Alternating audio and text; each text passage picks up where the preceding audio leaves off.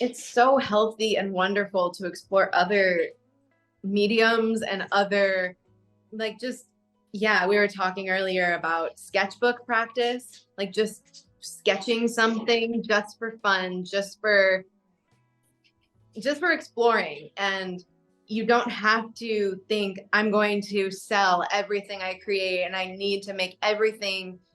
Oh yeah, I had a feeling for a while like everything I create needs to be shared publicly, so I have to be really proud of everything I create. And maybe that was pressured by this feeling of, oh, my social media audience is expecting something every so often, and I need to keep up with that, and I don't want to waste my time creating something that's not good for public sharing. And it's not a waste of time to create things for fun. It's so not. That rigidity and that feeling, it really probably prevented me from a lot of exploring and kind of adventuring within my art practice. So I think now I don't feel that rigidity. Now when I'm creating something, I kind of just feel out in the moment. Do I just want to draw right now? Do I just want to mess around with clay? Do I want to try making a sculpture? Do I want to make a circle? Do I want to make whatever it is? Like, you can, creativity is so limitless. It's, the limits are only within your mind. You were saying it's important to create art just for the sake of creating art. And I think it's important for everyone to create art in some capacity. Like, it doesn't have to be paint to paper. Like, there are many ways of being creative. And it's very important to, as humans, to practice creativity because we are creative beings. Like, inherently, that's Yeah. how we're made. So yeah, it's very important, like even as artists, because we're doing it professionally, sometimes we forget that there needs to be an art practice which is just our own, separate from the one that we are selling. And yeah, it's very important to kind of have that for ourselves. Yeah, agreed. The same for musicians or authors or anything that your job is based in passion, then make sure that there is some sacred time left for yourself to sit with that practice. I Yeah. imagine this is like for meditation teachers and for other things, like you have to make sure that you're still cultivating your own inner creativity, your own inner world for that. And that's going to come out in your art. It's not like you're wasting time not creating professionally.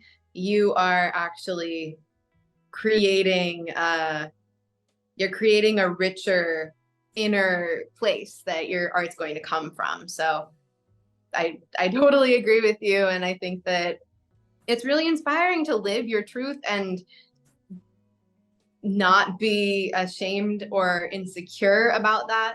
I totally relate. When I was a full-time artist in the community where I was living in Nepal, it's a lot of like open-minded travelers, and they would love that. And I felt so comfortable there. But then when I came back to the US, the message was more like, okay, so you did your vacation job, and now what are you really going to do? What are you going to actually, what's your career? Are you going to go back to school? Like, what's your serious life choice? Yeah. And it was like very invalidating. And I think it's so important to remember to keep yourself, like, keep kind of like a fence around your mind, protecting your garden, protect your mental garden, because otherwise a cow might come and eat your flowers, and then you end up feeling so discouraged and your passion is decreased. And that's so sad. It's so important for us to stay very confident and strong in what we're doing. And usually what happens is other people around us will catch up.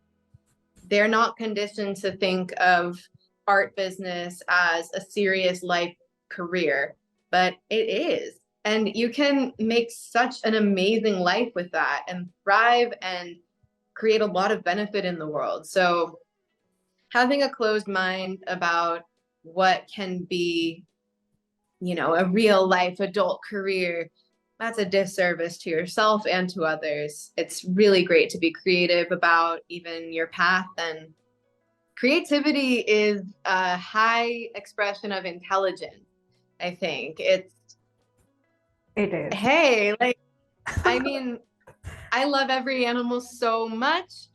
I don't see any animals that are quite as creative as humans, I think. And I feel like we have an amazing capacity for that. So we shouldn't just train ourselves to think creating is just for fun and free time, and it should be for fun and free time and anything else.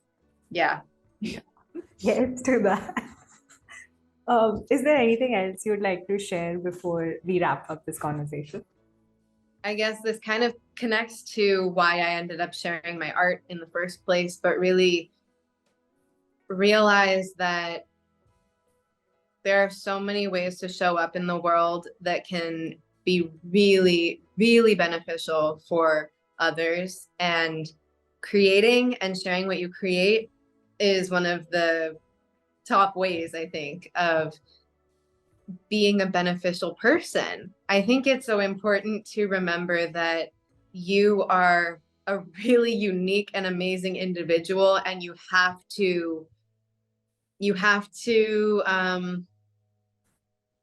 kind of unlock this inner it's hard to explain this. You have a light inside you that needs to be shared. It will help people. It will make your life and the lives of others better. So reduce your blockages around sharing your true self.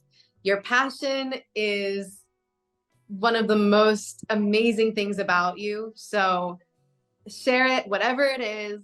It doesn't have to be art, it can be anything. And don't get discouraged by people's opinions. A lot of people are conditioned to not think that sharing your passion is okay or even worthwhile, but it really is. So share your passion with compassion for yourself and for others.